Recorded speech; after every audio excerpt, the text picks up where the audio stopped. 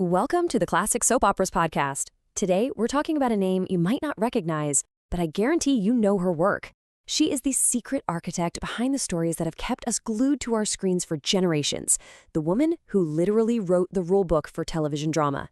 So let's dive into the incredible, untold story of Irna Phillips.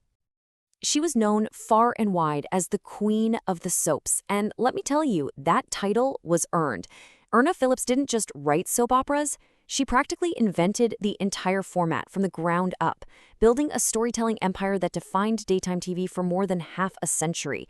But as you're about to see, her influence goes way, way beyond that. Born in Chicago on July 1, 1901, and passing away on December 23, 1973, Irna's 72 years on this earth were just packed with relentless creativity and an almost unbelievable amount of work. I mean, think about that time frame. Her life saw massive changes in technology and society, and she wasn't just sitting on the sidelines. She was a driving force, shaping the brand new media of radio and television. All right, so here's our game plan. First, we'll look at her unlikely start in life and the personal struggles that really fueled her ambition. Then, we're going to see how she single-handedly invented a new genre on the radio. After that, we'll follow her as she completely conquers television.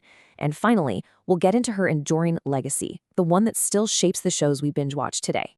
So, how does someone become the Queen of Soaps? Well, her path was anything but a straight line. It didn't start in a fancy writer's room or a Hollywood studio. Nope, it started in a classroom, and it was shaped by a lot of personal and professional rejection. To really get who she was, you have to understand where she came from. She was one of 10 kids, and her dad died when she was only 8 years old. Her whole dream was to be an actress, but her teachers told her, and this is just brutal, that she was too plain to ever be successful. She also suffered this immense personal tragedy, giving birth to a stillborn baby when she was just 19. So, facing all this, she did the practical thing and became a school teacher.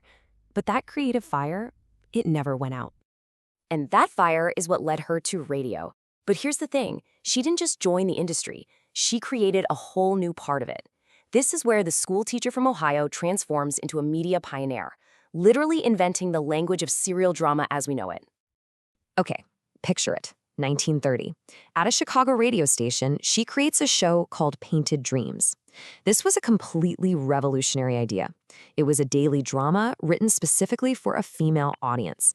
It was centered on a widow, a character she based on her own mother, and it was filled with complex women who had real problems. For its time, this was absolutely unheard of. She also invented the tools of the trade. You know that dramatic organ music you hear in old shows swelling up between scenes? Dum-dum-duh. Yep, that was Irna. She pioneered what's called the organ bridge, using music to create an emotional transition, to guide you from one character's drama right into the next. Genius. And, of course, her most famous contribution, the cliffhanger. You know that feeling when you're binging a show and you just have to watch the next episode to find out what happens? Irna perfected that decades ago. She would end every single broadcast at a moment of peak tension, making it absolutely impossible not to tune in the next day. A simple, powerful trick that changed storytelling forever. But here's the thing. She wasn't just a creative genius. She was a fighter and a brilliant business person. When she wanted to take Painted Dreams national, the radio station said no, claiming they owned the idea. So what did Irna do? She took them to court. And while she ultimately had to walk away from that first show, she learned a lesson that would make her a millionaire. From that point on, she would own every single word she ever wrote. And that legal fight really set the stage for her next act. Now she had complete creative control, a proven formula for success, and a brand new medium just waiting to be conquered, television. And conquer it, she did. Just to give you an idea of how massive her success was, by the 1940s, her annual salary was $250,000. In today's money, that is an astronomical figure. We're talking millions. She was, without a doubt, one of the most powerful and successful people in entertainment, period. Her radio smash hit, The Guiding Light, made the jump to TV in 1952, where it would run until 2009, becoming the longest-running drama in history. Then came the real titans. In 1956, she launched As the World Turns, which was the #1 soap for over 20 years. And in 1964, she co-created Another World.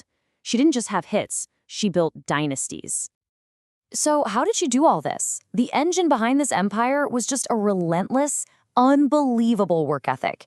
It's estimated she wrote 2 million words a year. She would dictate her scripts for 6, 7, even 8 hours a day. She was a one-woman story factory. Now, all that success and control came with a reputation for being, well, difficult. The actress Kay Campbell famously said, "I don't think Irna liked actos." Phillips was notorious for her absolute control. She'd fire people on a whim. There's a famous story that she fired the lead actress of As the World Turns after the very first episode just because she didn't like the way she poured a cup of coffee. The network made her hire the actress back, but it tells you everything you need to know about her vision. But her legacy isn't just about her own incredible shows or her tough-as-nails reputation. It's really about the entire genre she created from scratch, and maybe even more importantly, the generations of writers she trained to carry that torch forward. Her influence is crystal clear when you look at the people she mentored. I mean, this is basically the Hall of Fame of soap opera creators. Agnes Nixon, who gave us All My Children and One Life to Live. William J. Bell, the genius behind The Young and the Restless and The Bold and the Beautiful. Ted Corday, co-creator of Days of Our Lives. Her creative DNA is literally baked into almost every major American soap opera. I mean, just look at this. The sheer volume of her work is just staggering. On the radio, she created classics like Painted Dreams and The Guiding Light. On TV, she launched absolute powerhouses like As the World Turns and Another World. This woman defined popular storytelling across 2 different media for decades. It's incredible. And that really brings us to the big takeaway here.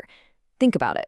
From the tangled, multi-character storylines of a show like Game of Thrones to the shocking season finale of your favorite Netflix series, her innovations are everywhere. So the next time you're on the edge of your seat, dying to know what happens next, you can thank the one and only queen of the soaps, Irna Phillips. And that's our look at the amazing Irna Phillips. If you enjoyed this trip into television history, please do us a huge favor and hit that like button, subscribe to the channel, and make sure you ring that notification bell so you don't miss our next story. We'd also really love to hear from you.